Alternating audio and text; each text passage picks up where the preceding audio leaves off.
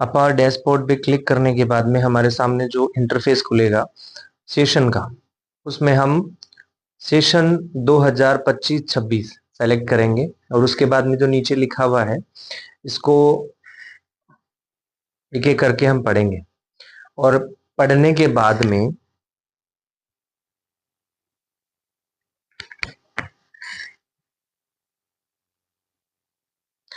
Okay button पर click करेंगे तो हमारे सामने जो स्टाफ जिसका हम अपार भर रहे हैं उसका बेसिक इन्फो आएगा, जिसमें एम्प्लॉय का नाम है, मोबाइल नंबर है, वर्तमान में जो पोस्ट है उनके पिता का नाम, उनका जो पोस्टिंग प्लेस है और साथ में उनका जो लेवल है।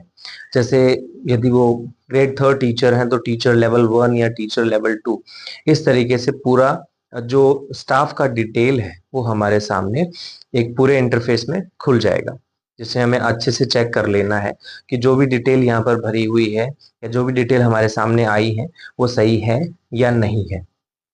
उसके बाद हम जब उसे नीचे स्क्रॉल करेंगे तो नीचे आएगा लोक सेवक की एपीआर से संबंधित बटन, जिनमें एपीआर इंद्राज स्थिति इत्यादि सुविधा उपलब्ध है। इसमें सबसे पहले है click to fill edit new APAR, नीचे दिया हुआ होगा पेंडिंग अपार, जिसमें कोई अपार जो हमने पहले फिल किया था वो बच गया हो तो वो उसमें आ जाएगा। इसके अलावा हमने अपार फिल किया है तो वो भी उसमें दिखाएगा, और व्यू अपार स्टेटस। इस तरीके से 4 इंटरफेस आपके सामने होंगे। हम नया अपार भरेंगे, इसलिए सबसे पहले हम click to fill edit new APAR के ऊपर क्लिक करेंगे। जैसे हम इसके ऊपर क्लिक करेंगे हमारे सामने जो इंटरफेस खुलेगा उसमें अपार का जो सेशन है 2025-26 लिखा हुआ आएगा, साथ में वार्षिक कार्य मूल्यांकन प्रतिवेदन लिखा हुआ होगा जिसमें एम्प्लॉय का नाम होगा, उसकी आईडी और साथ में उसको एपीआर का जो वर्ष है वो लिखा हुआ होगा। उसको नीचे जब हम स्क्रॉल करेंगे तो उसमें आएगा लोक सेवक का प्रकार, जहां हमें मंत्रालय एवं अन्य अधीनस्थ कर्मचारी, तृतीय एवं द्वितीय श्रेणी श्रृंखला के शैक्षिक कर्मचारी, व्याख्याता, प्रधानाध्यापक, प्रधानाचार्य और इसके अलावा कार्यालय में कार्यरत जो शैक्षिक कार्मिक है। इस तरीके से 4 अलग अलग ऑप्शन होंगे। हम जिस जिस प्रकार के कर्मचारी हैं हम उसको सेलेक्ट करेंगे। जैसे हम व्याख्याता हैं तो व्याख्याता को, मंत्रालय कर्मचारी हैं तो मंत्रालय कर्मचारी को सेलेक्ट करेंगे। अब जैसे मैं ग्रेड थर्ड टीचर हूं, इसलिए मैं तृतीय एवं द्वितीय श्रेणी श्रृंखला के जो शैक्षिक कार्मिक हैं उस वाले बिंदु पर क्लिक करूंगा। और साथ में नीचे ये भी देखूंगा कि जो अ, नीचे डिटेल है उसमें जैसे मैंने कौन से डेट से जो है मेरी ज्वाइनिंग है, और एट प्रेजेंट मैं जो है वो काम कर रहा हूँ, मतलब एट प्रेजेंट मैं गवर्नमेंट एम्प्लॉय हूँ, मेरी पोस्ट कौन सी और साथ मेरा जो पोस्टिंग प्लेस है वो भी रहेगा। तो द्वितीय श्रेणी वाले पर जब हम क्लिक करेंगे तो हमारे सामने जो नया इंटरफेस आएगा उसमें फ्रॉम डेट, फिर to date, leave from, leave to, APAR, form type, post और पोस्टिंग प्लेस, इस तरीके से एक नया इंटरफेस खुलेगा। फ्रॉम डेट से टू डेट वाले में हमें ये भरना है कि हम कब से कब तक का अपार भर रहे हैं। अब हम यदि 2025-26 का अपार भर रहे हैं तो उसमें 1 जुलाई 2025 से 30 जून 2026 तक का अपार हमें यहाँ पर भरना है। तो हम जो फ्रॉम डेट है पहला ऑप्शन, उसके अंदर 1 जुलाई 2025 भरेंगे। फिर जो टू डेट वाला ऑप्शन है उसके अंदर हम 30 जून 2026 भरेंगे।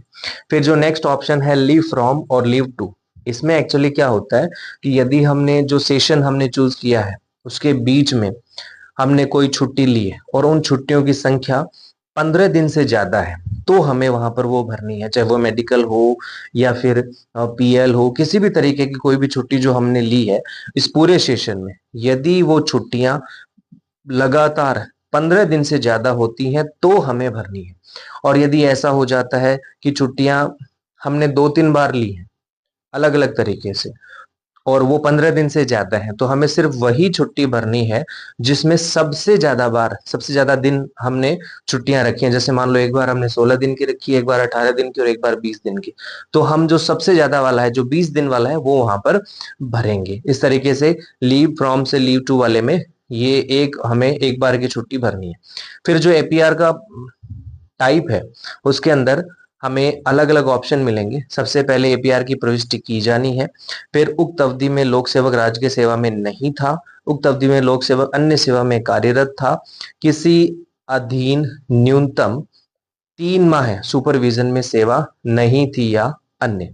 इस तरीके से अलग अलग ऑप्शन हमारे सामने खुलेंगे। तो हमें जो उचित ऑप्शन होगा वो चूज करना है कि एपीआर की प्रविष्टि की जानी है। यदि हम नियमित कार्मिक रहे हैं पूरे सेशन में तो हमें पहले वाला ऑप्शन चूज करना है। इसके अलावा हमारी जो भी सेवा स्थिति रहती है, यदि हम राजकीय सेवा में उस दौरान नहीं थे तो हम वो भरेंगे। जैसे मान लो हमारी जो पोस्टिंग है वो 30 जून के बाद में होती है, तो भी हमें एपीआर भरना पड़ेगा। 2025-26 का जो एपीआर है वो हमें भरना पड़ेगा। ऐसी स्थिति में हम उक्त अवधि में लोक सेवक या राजकीय सेवा में नहीं थे, ये वाला ऑप्शन चूज करेंगे। इसके अलावा जैसे मान लो हम इसमें सेलेक्ट होने से पहले किसी दूसरी पोस्ट पे थे, तो वो हम उक्त अवधि में लोक सेवक अन्य सेवा में कार्यरत था, इस तरीके से फिल करें।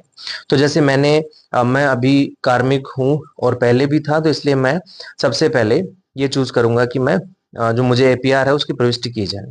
फिर किस तरीके का कर्मचारी जो है, पोस्ट का जो टाइप है, फॉर्म टाइप में मैं राज्य जो अधीनस्थ सेवा वो चूज करूंगा। फिर जो पोस्ट है उसके अंदर मेरी जो भी पोस्ट है, टीचर लेवल 1 लेवल 2, वो मैं वहां पे फिल कर दूंगा। और पोस्टिंग प्लेस में जैसे मैं क्लिक करूंगा तो जिस स्कूल में मैं एट प्रेजेंट पोस्टेड हूँ वो वहां पर खुल जाएगा, तो मैं उसके ऊपर क्लिक करूंगा और ये सारी डिटेल जो है वो मेरे फॉर्म में सेव हो जाएंगी, भरी जाएंगी।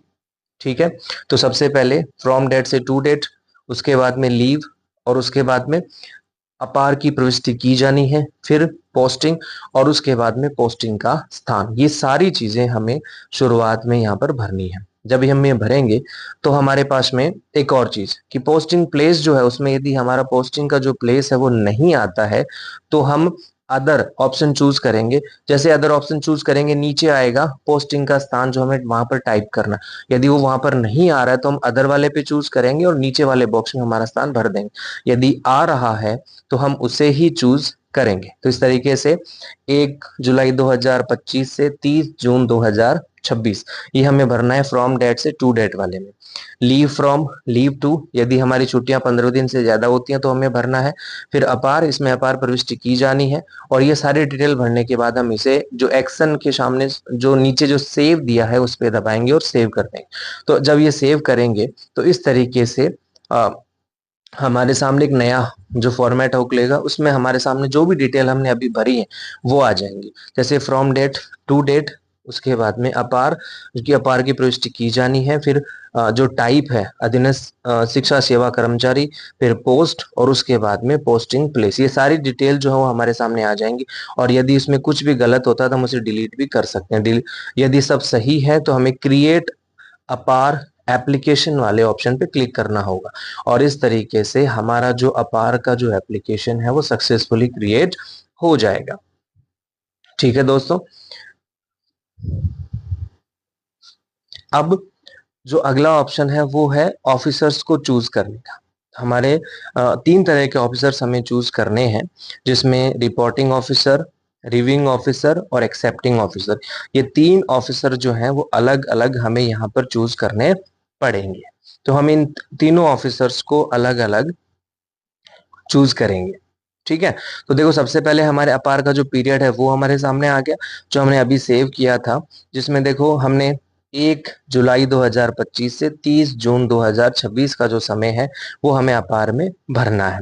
इसके अलावा यदि कोई प्रोबेशन में है और उसकी ज्वाइनिंग 1 जुलाई के बाद होती है तो हमें सिर्फ उतने ही दिनों का अपार भरना है जितने दिनों की जो पोस्टिंग है वो हमारी रही है। जैसे मान लो अक्टूबर में हुई तो हम अक्टूबर से लेकर के और जून तक का भरेंगे। अब यदि हम ऑफिसर्स वाले जो ऑप्शन है चूज ऑफिसर्स पे क्लिक करेंगे तो हमारे सामने 3 अलग अलग ऑप्शन खुलेंगे। ठीक है, अब अब जब हम पहले वाले पे क्लिक करेंगे तो हमारे सामने ऑफिसर को लेकर जो है वो एक ऑप्शन आएगा, जिसमें सबसे पहले उनकी कंडीशन आएगी, जैसे वर्किंग है, रिटायर्ड है, डेथ है या सस्पेंडेड है। उसके बाद में हम उन्हें कैसे सर्च करें, तो मैं आपको सजेस्ट करूंगा कि जो बाई मोबाइल नंबर वाला जो ऑप्शन है वो सबसे बेस्ट है, सबसे आसान है। इसमें आपको सिर्फ और सिर्फ अपने ऑफिसर के मोबाइल नंबर टाइप करने हैं। जैसे ही आप मोबाइल नंबर एंटर करेंगे तो उस ऑफिसर की जो डिटेल है वो सर्च करने पर आपके सामने आ जाएगी। जैसे देखो मैं अभी सर्च करके आपको बताता हूँ।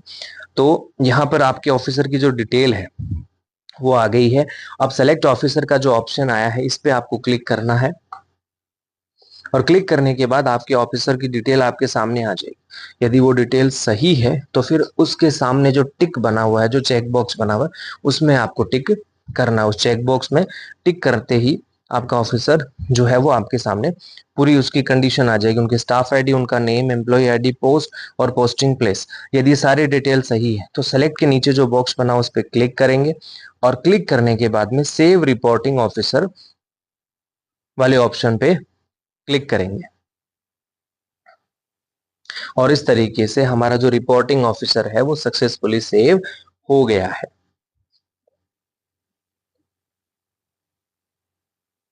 अब दूसरा है रिवाइविंग ऑफिस जो रिव्यूइंग ऑफिसर।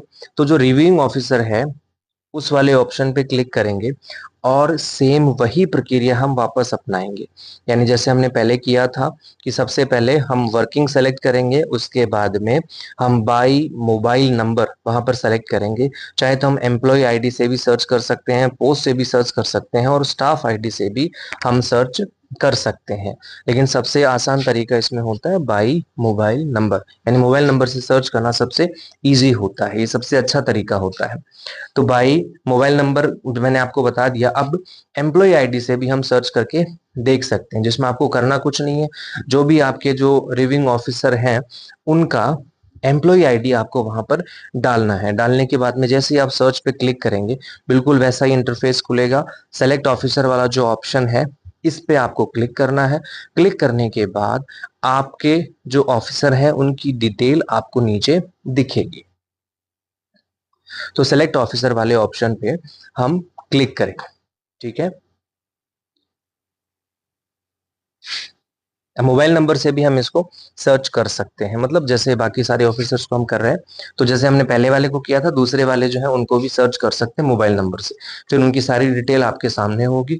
यदि वो ऑफिसर सही है तो बिल्कुल वैसे ही ऑफिसर के सामने जो खाली बॉक्स है उसके अंदर हमें क्लिक करना है, और क्लिक करने के बाद में डिटेल जो हमारे सामने खुलेगी उनको अच्छे से चेक करें, और चेक करने के बाद सेलेक्ट वाले ऑप्शन पे क्लिक करके और save reporting officer, save reviewing officer जो है वो हमें कर देना। इस तरीके से हमारा जो दूसरा ऑफिसर है वो भी सेव हो जाएगा, यानी रिव्यू ऑफिसर भी यहाँ पर सक्सेसफुली सेव हो गए। अब जो अगला नाम आता है वो है आपका एक्सेप्टिंग ऑफिसर का। तो एक्सेप्टिंग ऑफिसर वाला जो ऑप्शन है हम उस पर क्लिक करेंगे, और बिल्कुल वैसी ही प्रक्रिया अपनाएंगे, और उसी तरीके से हम उनके मोबाइल नंबर, उनकी एम्प्लॉय आईडी या स्टाफ आईडी से उन्हें सर्च कर लेंगे। हम मोबाइल नंबर वाला ऑप्शन चूज करेंगे, वो सबसे सरल रहता है। उसके बाद सर्च करेंगे, और सर्च करने के बाद सेलेक्ट ऑफिसर पे क्लिक करके ऑफिसर को देखेंगे। यदि सारी डिटेल सही है तो हम राइट वाले ऑप्शन पे क्लिक करेंगे, और उस तरीके से सेव एक्सेप्टिंग ऑफिसर पर क्लिक करके और इन ऑफिसर की डिटेल को हम वहां पर सेव कर देंगे। ठीक है दोस्तों, तो इस तरीके से हमारे तीनों जो ऑफिसर्स हैं वो सेव हो गए, चाहे वो रिपोर्टिंग ऑफिसर हो, रिव्यूइंग ऑफिसर हो या एक्सेप्टिंग ऑफिसर हो। तीनों ऑफिसर जो हैं वो यहाँ पर सेव हो चुके हैं। इन ऑफिसर्स को सेव करने के बाद हम वापस से एक बार चेक कर लेंगे कि जो ऑफिसर्स हमने वहां पे सेव किए हैं वास्तव में वो जो हमारे ऑफिसर्स हैं वही हैं या नहीं। इसके अलावा आपको ये जानना हो कि कौन से डिपार्टमेंट का, जैसे मान लो आपका सीनियर स्कूल है या फिर अपर प्राइमरी स्कूल है, उसके लिए कौन सा ऑफिसर होगा, तो उसके लिए अलग से मैंने एक शॉर्ट वीडियो बना रखा है। आप उस वीडियो में आसानी से देख सकते हैं, और उस पे क्लिक वहां पे उस वीडियो को देखकर आप पता लगा सकते हैं कि किसके लिए कौन सा एक्सेप्टिंग ऑफिसर रहेगा। ये जो मैंने बनाया है वो अपर प्राइमरी जो स्कूल है उसके हिसाब से बनाया है, और बाकी जो है वो आप अपने हिसाब से, अपनी पोस्ट के हिसाब से देख सकते हैं। उम्मीद है आपको वीडियो अच्छा लगा होगा।